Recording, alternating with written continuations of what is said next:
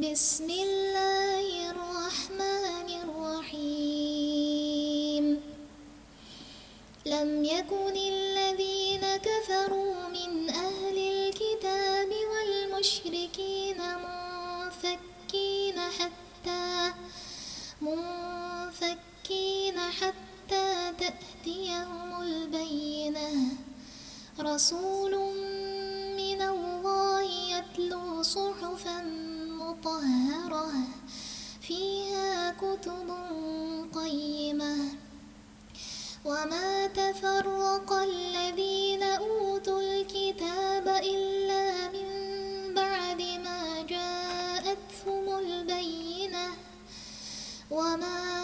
أمروا إلا ليعبدوا الله مخلصين له الدين حنفاء ويقيموا الصلاة ويؤتوا الزكاة وذلك دين القيمة إن الذين كفروا من أهل الكتاب والمشركين في نار جهنم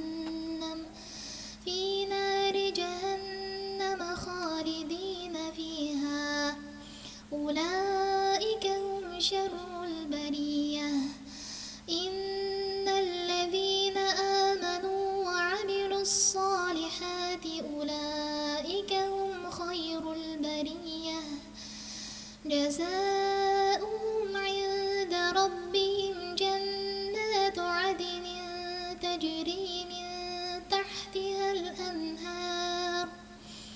تجري من تحتها الأنهار خالدين فيها أبدا رضي الله عنهم ورضوا عنه ذلك لمن خشي ربه